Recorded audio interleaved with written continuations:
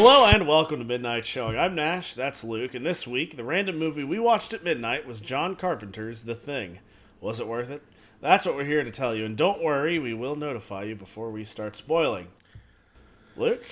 Nashy boy, dude, I like dogs. I'm a dog lover. After this movie, never trusting a husky again. Anytime I'm in the same room with a husky, I'm looking at him with a bit of a weird eye. I'm not gonna lie to you, dude. I need to heat your blood up. All right.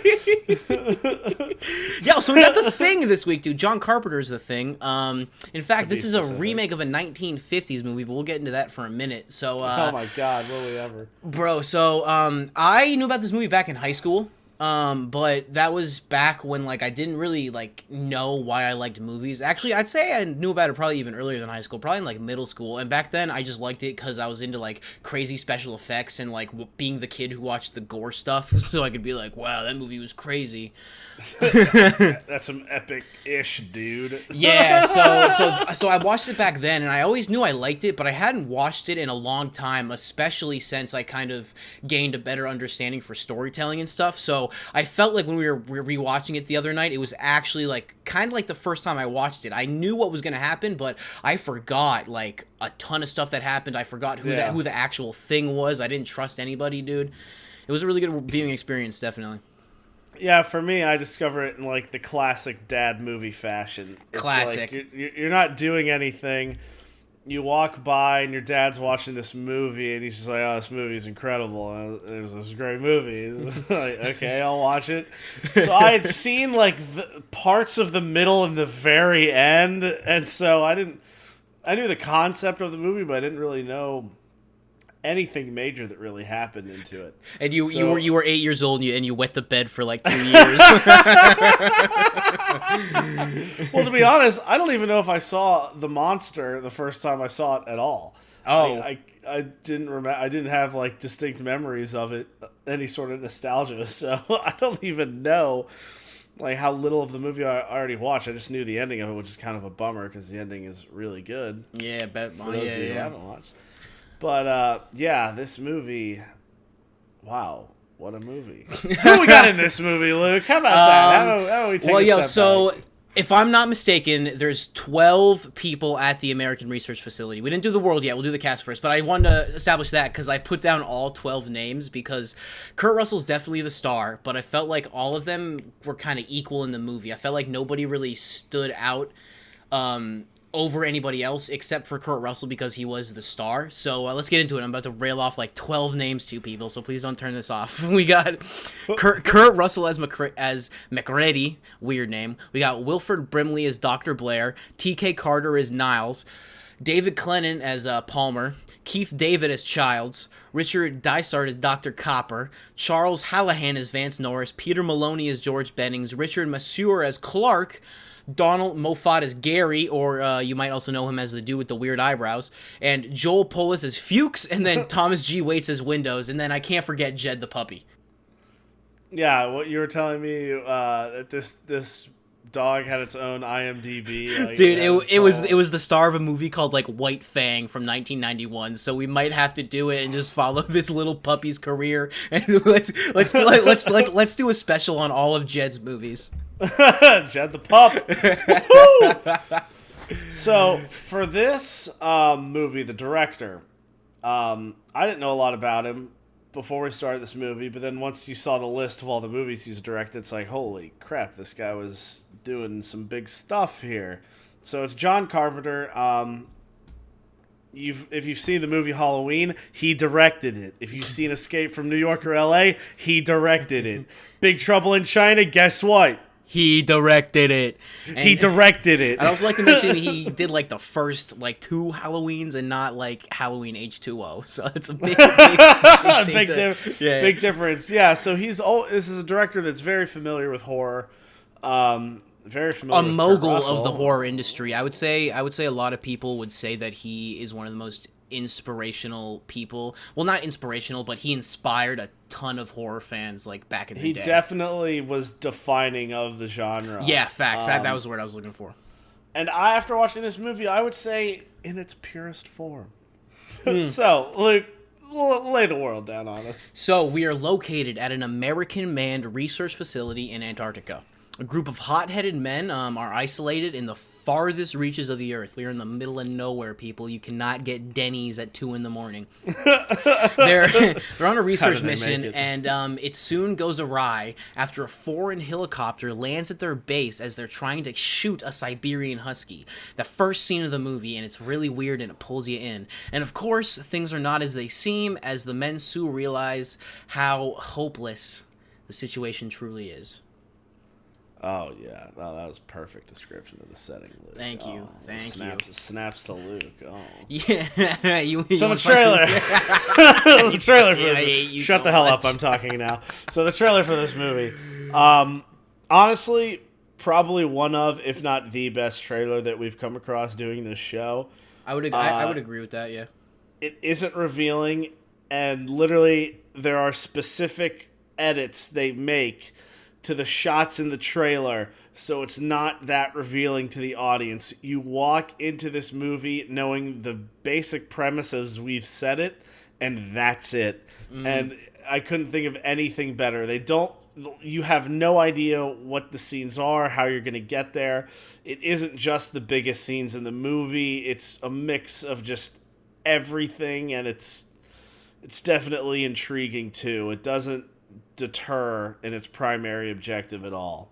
And it doesn't reveal anything at all either. 100%. What I found really interesting about it was that one of the last scenes in the movie, not to spoil anything, but like the floor starts exploding as the thing is running towards Kurt Russell, and that scene like isn't really the craziest part of the movie, but because that scene shows you so little, it's like one of the staples of the trailer. So I thought it was really funny after like just having it watching it, and I was like, oh, they just used that because people are gonna be like, what is breaking up the floor?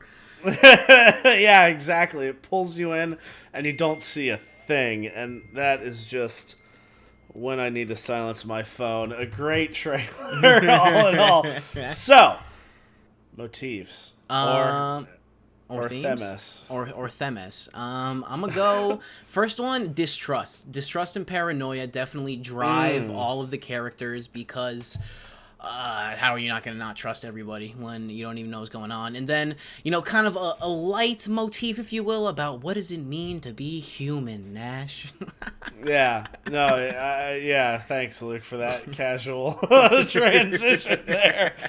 No, exactly. I think that is a great example, and especially not even just off of the major point of like, okay, this thing can, God, I don't want to be revealing, but this thing can do certain things. So it's like defining what is a human, but it's also sort of how people react to. Like that's a big sort of definition to it because you've got all different types of people. And once we get to the spoil section, I'm going to love to talk more. But as of right now, great motifs, great themes. It really is just all the way through a good movie talking about humanity. Yo, definitely. You usually ask the thumbs up, but I'm cutting you off, big boy. I'm cutting you off. I know. Well, you don't generally like horror movies, dude. It's not your go-to genre. So, is this a thumbs up horror movie for you? This is crazy. Thumbs up, without a doubt. Thumbs up, honestly, dude. This movie is beyond worth a watch. Absolutely incredible. And I definitely will say it's my favorite horror movie I've ever seen. Oh, wow, dude. That is a statement right there. I like it. Sit down, Reanimator. Well, because most horror movies, especially nowadays, you get like it's like jump scares in a lot of them. And jump scares have never gotten to me. It's just been like, oh, crazy. Whoa. Boogity, I remember, boogity. Have you ever seen The Grudge? Oh, yeah. I have watched that movie and laughed through every single second of it because it's when that little boy's in the closet, he's just like, no. I've never laughed harder in my life. It's not a bad movie. You got a point. It's not a bad movie. It's just I'm a bad horror movie viewer, so you don't want me there. Okay. So now that we've given you a taste of the movie, we really don't want to spoil it for anyone that hasn't seen it. you're a little late because it was released in like 1982. So if you haven't already, like and subscribe to our channel. Pause this video so you can check this one out for yourself, because you will not be displeased unless you like dogs. Yeah, yo, not PETA approved. If you got a girlfriend who is a hardcore dog lover, don't. This is not your Friday night wine night movie. No. No. So, let's get into it. Okay, man. So, first shot of the movie. First shot of the movie is, of course, a homage to what they're actually remaking. And, you know, I don't love the first shot because it's the spaceship that the alien thing comes on and it crashes on Earth. And what I don't love about this is that the thing itself seems to be a parasite type monster that like wouldn't really be able to create a spaceship type thing, you know, like they're not like really intellectual aliens. So maybe another alien ship got taken over by the thing and then it like took over the crew and crash landed on Earth. But anyway, that's all irrelevant. So this first shot is the spaceship flying through space and it crashes on Earth, and like that's really probably the cheesiest part of the entire movie, and I think it's really just in there to pay homage to what they are remaking. I really think it's funny how the scene with the most CGI in it you don't like. I think that's facts. I think that really speaks to sort of what has come out of this movie in other movies. Mm-hmm. No, definitely. So, do you want to kind of discuss the 1951 movie? Do you know too much about it? I personally haven't seen it. I haven't seen it. I don't know too much, but we looked into it, and it's pretty much accepted as one of like the first Alien movies. It came out in 1951, so that was right around sort of the Roswell incident, as has been come to know. No, as known to Roswell, New Mexico aliens. That thing. That's one around when this movie came out. And, you know, are aliens real? Who knows? Was it a weather balloon? Probably not, but who knows? Different podcast. Yeah, different podcast. We'd love to have you on anyway. So it is the movie nowadays, The Thing, is it 82 or 86? 82. 82. The 1982 version it's revered as one of the best movies nowadays. Mm-hmm. And it kind of is the quintessential movie we look for on here, because upon its release, it was a box flop. All the reviews trashed it, but it was pretty revolutionary in its own right. And so it's kind of good to see that now people have sort of that cult following has sort of pushed it into like it is one of the standards when you talk about horror movies. Yo, 100%. And kind of when we were researching all of the reviews and everything, it's pretty obvious that the reason a lot of people didn't like this movie was because the effects were so over the top, in your face, graphic, and honestly just disgusting. Straight up disgusting in a good way if you're into that stuff, but just straight up like not pleasant. So in a world like we're talking 40 years ago where movies hadn't really made that jump yet, like if you watch Halloween, that movie is not like, it's violent, he's killing people, but it's not ridiculously bloody. Nobody's getting their arms chopped off, like blood spewing everywhere. So the fact that it was 1982, I can totally see why a ton of people were like, who allowed this abomination to be made? And then as more stuff like it gets made, it becomes more accepted by people, and now we're all desensitized to this stuff anyway. So yeah, and that's a big thing to mention, just the time period. This is sort of referred to as like the first graphic horror movie where you really saw all the blood and all the bones and all the, you know, innards of people. Mm-hmm. It didn't shy away from that, which makes sense when you're dealing with an alien that changes, you know, form. It isn't like a cute little animation where it just sort of glows and now it's different. No, you are straight up seeing the tissue and the bone and the skin all just being mangled together into something different. Literally Satan. Yeah, and it really maybe the point you made is the best way to put it, where we're sort of desensitized to that type of thing now, because there aren't a lot of horror movies that don't have somebody's like organs getting pulled out or something like that. Yeah.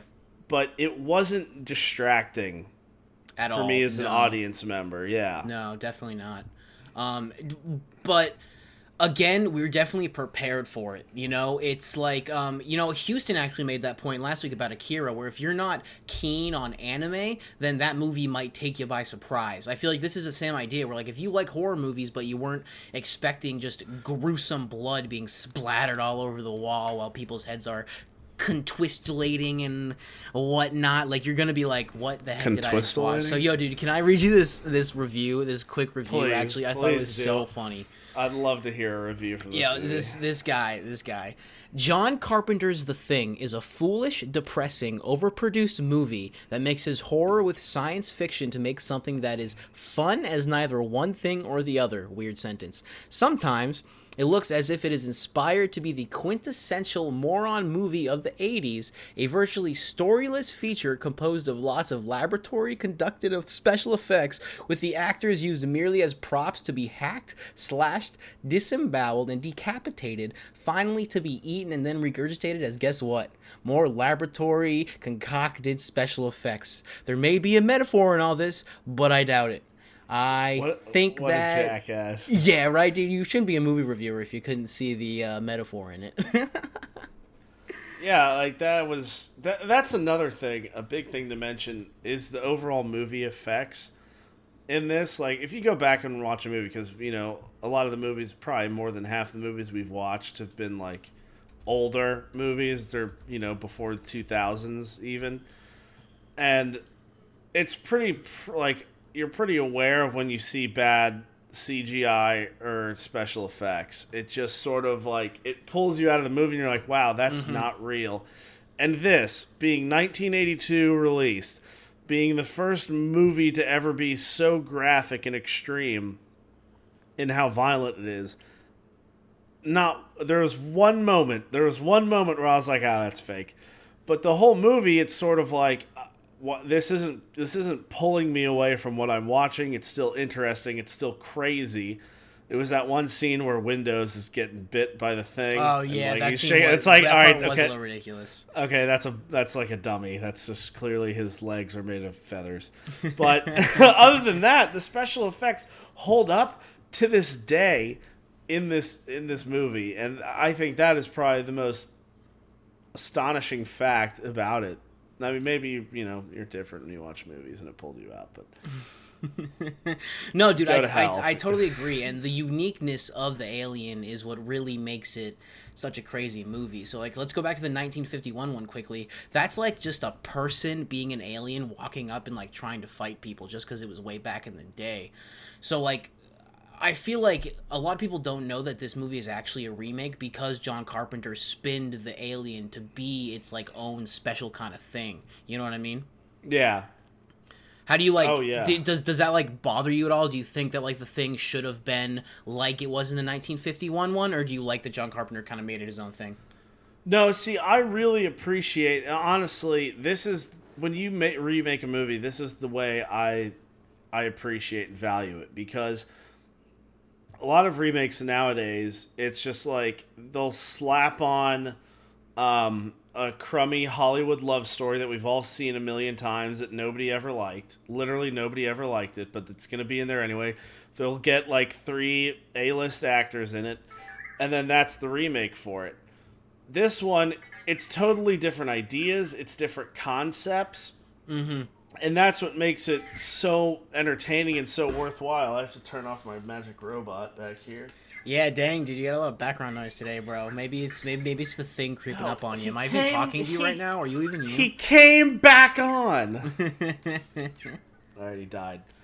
But what I was saying, because you see, gosh, what's that movie with Nicolas Cage where it's like Drive Fast, where he just has to steal those cars? Oh, I don't know. Next, maybe.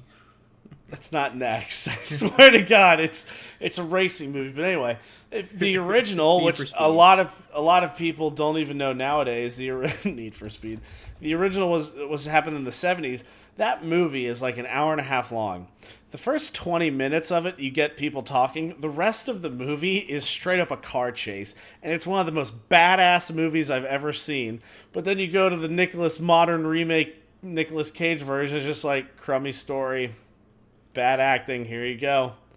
And it makes you really dissatisfied with watching that type of thing. That's why I despise remakes generally, but here is probably the most perfect case of it. They took a concept, they redefined it, and applied it in a similar scenario. It's kind of like, God, I brag off on hours about this subject, but okay, you like Red Dead, right? Of course. Okay, so Red Dead Redemption. Yeah. The first one. Revolver or Redemption? No, Redemption. Red Dead Redemption. Okay. That one. Owned by Rockstar, right? Mm-hmm. But you brought up the exact point that I'm trying to make. The first one was Red Dead Revolver. Totally different studio that owned it. Okay. Yeah. Red Dead Redemption is what you define as a spiritual successor. Or a remake. But it's not. It's kind of like how these two things are remakes, where they have the same general concept, but things are different. Most of the things are vastly different. The same similar general concept holding it all together, but everything else is sort of different. You can't place when it happened in the timeline of either of those movies. You don't really know exactly, or you shouldn't do it because they can't coexist in the same universe. It's definitely not a sequel or a prequel. It's the same concept, reapplied and reimagined. And that's how I think remakes should be. If you're going for this boring, dull remake, I hate you. You're a villain. Cash cow, baby. Exactly. Give me that money for the nostalgia points. No, precisely. And that's kind of sort of the commonality in Hollywood is the type of movies you see. And it's like, here we've got a director that never really liked Hollywood doing it right, and it really shows for it. Yeah, no, and it can you tell me a single remake that people don't even recognize that it's a remake? You know what I mean? Like, if there's a remake, people are like, just watch the original. This is not the case. Like, this is the original. In fact, there's a 2011 The Thing that I haven't seen, that I probably won't see in any seriousness, because I just, like, don't really care. But, like, you know what I mean? Like, 2011 is a remake of a remake, you know? And people, like, I feel like it's not even that, like, well-known that it was a movie. So yeah, it's crazy, man. It's really crazy that you can just take an idea that already existed, was really good, was really loved, and make it your own. And I wish that, like, back then people respected it when it came out, because it low-key, like, kind of halted John Carpenter's career for a little bit. Yeah, and this movie really, it pays homage to the short story it was based off of. Yeah. And so that's kind of the craziest thing to me, is like, I didn't even know there was a short story until we started looking into this movie. I didn't even know there was a movie in 1951. I didn't even know there was a prequel made in 2011. I didn't even know there was a second version of the prequel made by the studio effects group that was dissatisfied with the prequel's release.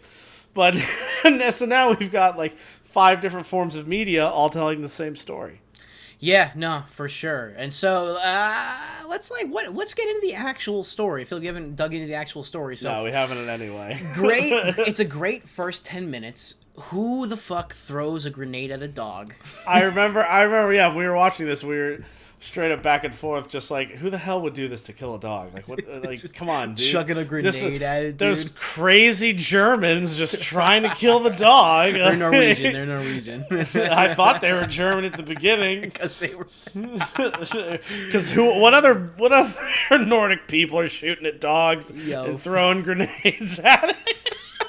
Okay, so I'm sorry, I judged the book by its cover. So those first 10 minutes, why are you trying to kill a dog? What could this possibly be up to?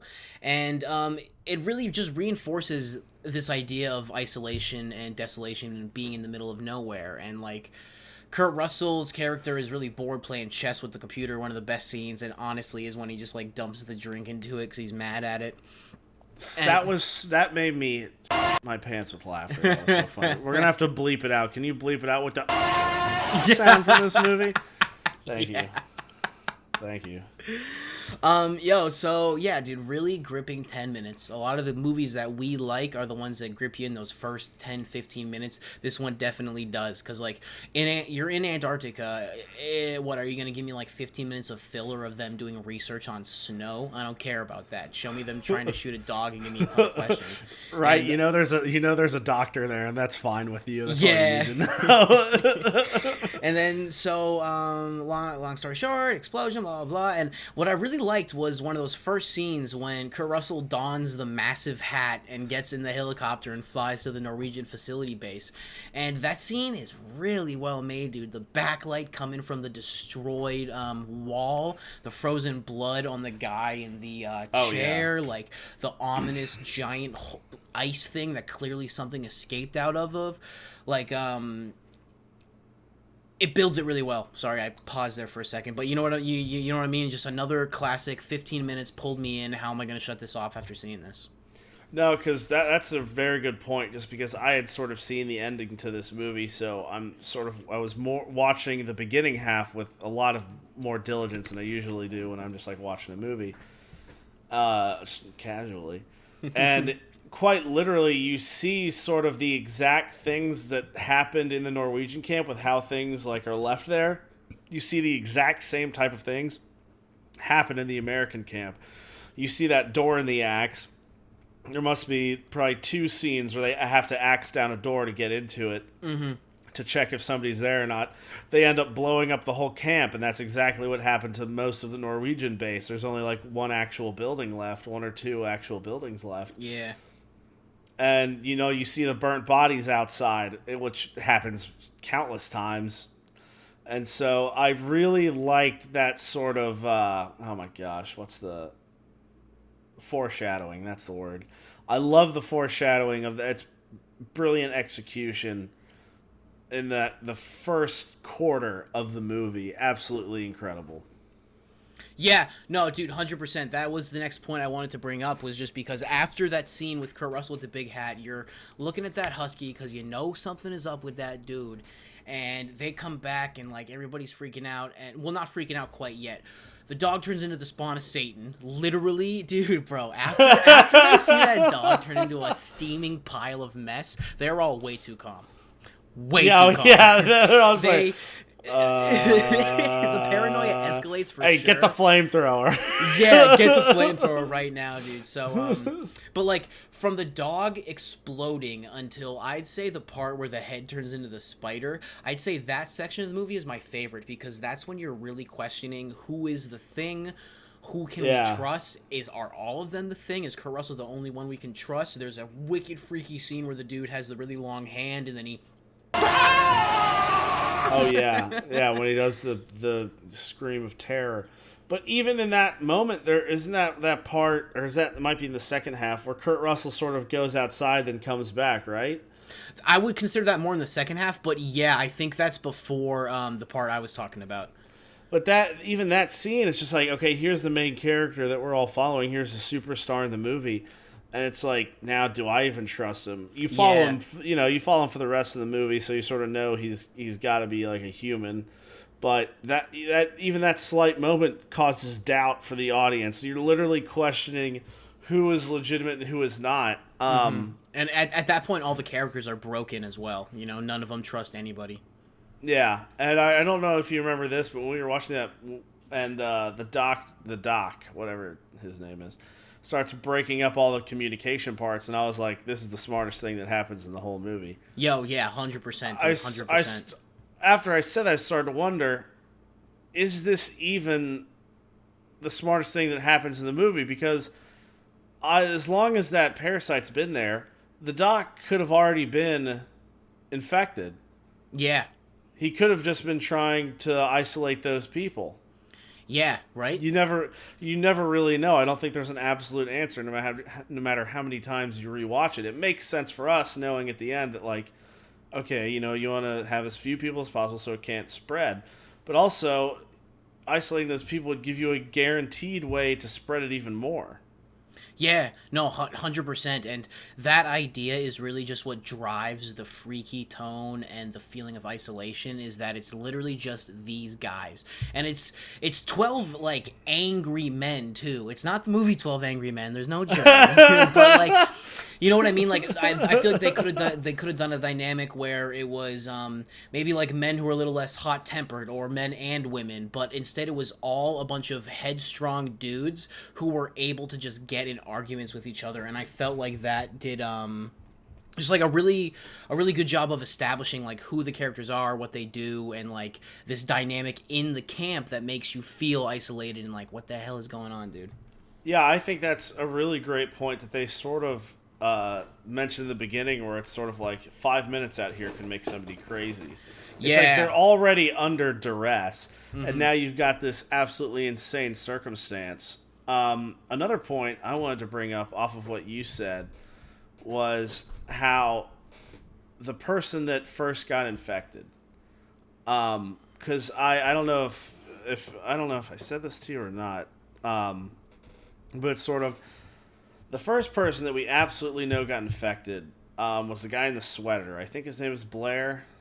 Yeah, I think it was. Yeah, it was Blair. Honestly, he was one of the more not shown characters of all of them too. Which I exactly. Like, the parasite didn't infect the leader. Yeah. It didn't infect the smartest. It didn't infect the strongest. It didn't affect, the person that had the most access to the camp. It infected the meekest, unsuspecting person in the whole camp. And you want to talk about, what is being human and all that. Wow. Yeah. What a delivery that, the first person to go is the weakest guy, and we wouldn't even know it. Yeah, we wouldn't even acknowledge him. It kind of shows the intelligence of this thing. And that's what a really brilliant thing about this movie. It's like, it seems like a wild animal almost every time we see it, when they fight it. Yeah. But it's all those times we don't see it. It's all the times they talk about it where you really sort of understand how kind of smart this thing is. That's a really good point. That I kind of tried to make that point with the spaceship in the beginning, how I didn't feel like it was a type of creature that could create like space travel per se. Oh yeah. But the fact that like it's again another movie where you don't know how smart a character is. You don't know how smart this thing is. Is it just a parasite that just goes like let's say an insect per se, because insects' brains aren't really big enough to like be conscious. They're just kind of going, and whatever happens, or is this thing the next level of life that knows how to take over an entire planet, Yeah. And it's just, because the thing about the spaceship is, I would kind of agree with you, because at that point in the movie, you're just kind of like, is this thing smart enough to do that? Yeah. Hey, what? Wait. This thing built a spaceship? Was building a spaceship? Yeah. In fact, even when it infects Blair, I think that's when Kurt Russell says he put it together piece by piece. How else do you put it together, Kurt? But that part too. The thing is building its own spaceship. So I guess I take back my point that I said. That was kind of a dumb point. I apologize to the masses. But no, I think it's a fair point to make, because it illustrates just how much we don't know, and even they don't know. Yeah. Yeah. And that point I made about duress, it's kind of a good excuse as to why. Because if you watch this movie, I assume you've already watched it. I'm sure while you're watching it, you're like, oh, why don't you just do this to determine who's the alien? Why don't you just do this and this? They should have just done that. That duress point is kind of the excuse, because they're already in a not comfortable situation. You can already see how some people are at odds with the other, just on their day-to-day interactions. So introducing that, and the guy in charge is the alcoholic who doesn't sleep, odds are it's not going to be too, happy-go-lucky, easy times in the camp. It's going to be pretty aggressive and pretty stressful. Yes. Stressful is the phenomenal word, dude. I cannot imagine being in Antarctica. No. Ice samples, yeah! Santa's not even here. I want to go to the North Pole. That was a bad joke. I'm sorry. But, dude, just a good horror movie, a horror movie that pulls you in, gives you enough questions, and when it wants to deliver, it delivers, bro. Yeah, this movie knows exactly what it's doing. What was the director's name? John Carpenter. He does an incredible job. Every shot is valuable. But if you're watching it for the first time, I wouldn't try to be so detailed when you watch it, be so critical. I would just watch it like you would any movie, because it really is satisfying. And there are about 1 million YouTube videos that you can watch about that go into the intricate details, so you know exactly who, what, and when, and where things happened. We didn't want to do that because there are already too many of them. Yeah, no, this is also a movie that's been reviewed a ton of times on the internet, so I kind of hope that we gave some new perspectives on why we like it. If this is a movie that you love and you've seen a ton of people talk on it. Yeah, exactly. We don't want to try to steal from anybody else, but there are a lot of good things that people don't say about this movie, especially from just a storytelling mechanic. Yeah, well, I know we usually try to wrap up by this time, but do you want to kind of talk about that storyline and how it's really subtle, but it's there? Like that quote I read earlier, the dude said a virtually storyless feature. I disagree with that. I think it's a phenomenal story. Like this is a story that I aspire to write, a story in an isolated place where you don't know what's going to happen. There's an actual scary monster going on. Like you can say, okay, this isn't the Shawshank Redemption. It's not 3 hours of character development, but in terms of a story, like the way it sets itself up, shooting the dog, the way the dog explodes into Satan, and you're like, what the hell was that, dude? And then right away you're like, this thing can imitate anybody. I don't trust anybody in this movie. Like, how are you gonna tell me that is virtually not a story? You know what I mean? Like that's a cool story, dude. Like get you. All right, well, we're definitely gonna have to edit that part out. Anyway, well, because it really does. It's on the surface level, it definitely is like an action horror movie, but not even that far deep into looking at it, it really is a contemplation of sort of your own humanity as an individual. Because we have people react in all different types of ways. You know, some people want to leave. We have a guy that literally, we assume, kills himself so the thing wouldn't get to him. Yeah, burns himself alive too, dude. The doctor, depending on how you view it, he supposedly goes crazy or is infected.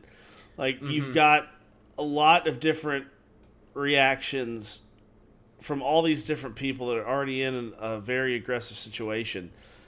And that's beautiful character writing. It's not character development, because in this movie, the characters are already developed.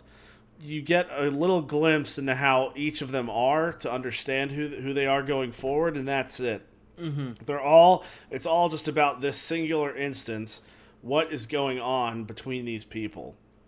It is about how they change, or maybe it is, because that's what the alien does, but it really just is about watching them react to this situation. The guy that's in charge quits.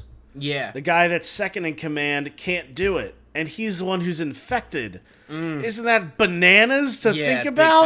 Big facts, this alien could have had the whole camp in his pocket, but he didn't because he knew to hide away. I'm sorry, just brilliant writing. Yeah, very well written. Yeah, like go to hell. You're not gonna tell me that's not a story, dude. Like. Oh God! This is why we do this podcast. This is why we do it, baby. This is why we do it, ladies and gents. Yeah. So, I guess let's sort of run through our ranking system, or sort of it's our ranking system. Yeah, ranking system. So, what type of movie? I would say it's an action horror. Definitely. Yeah, right. Because there's a lot of explosions and some horror movies. Yeah, there's enough action that I wouldn't classify it as strictly a horror movie. Yeah. Would you recommend this movie to your friends? Definitely. Yeah. 5 out of 5 on friends. Would you recommend it to your family? Not my mom, but my brothers like this movie. not the dog lovers. If anybody in your family watches horror movies regularly, or does that kind of thing, definitely suggest it. Oh my God, is it a cult classic? Facts. Yeah. Definition. It of is. It is box office flop when it was released, and that's the small following of people that liked it and recognized it kept it going for long enough for bigger audiences like Luke and myself to watch it again. Is it a cinephile's must? Yeah, definitely. It's defining of the horror genre, I would say. It's a defining movie of the horror genre. I would say too, and not just the horror genre. Like you don't even have to stop there with it. It's the practical effects are absolutely incredible. The writing is phenomenal. Even if you wanted to just make it a drama, it would still be good. You would just see the thing a lot less. But definitely, it's ranking up pretty high on all of our levels of rating. Yeah, no, big facts. And Ben, I don't even want to know who the thing is at the end. You can go on YouTube, find a ton of videos, people explaining who the thing is at the end. I don't even want to know. That's not the point of the movie. Yeah, it really isn't. It's just you're just watching these people go batshit. Yeah, Or and bat. yeah. This is a really good one, dude. I couldn't agree more. So, who did the beats and stuff? Schwartz. He did all of it this week. He did the beginning. He did the end. If you like Schwartz, good. He's cool. Shout out to Aaron on the beat. Right? I always want to be the hype guy in rap music videos. The guy with the tambourine. Hell yeah, give me that tambourine. Tambourine goes for your girlfriend. We all know that. All right. So, please be sure, I stole that from The Office. That's not a direct quote. Don't cancel me. Please be sure to like and subscribe to our channel. Follow us on Instagram to stay in the loop for upcoming episodes and to help us determine the movies we watch and future content that we can bring to you. Be sure to check us out on ambiguouspodcastsolutions.com. And remember, your donations keep my blue light on. See you next week as we yell about the one, the only, Jeremiah Johnson. Nash, we're 1,000 hours from nowhere. Maybe you are in New Hampshire. The Bellows of New Hampshire. Yo, we'll see y'all next week. It's going to be a good movie.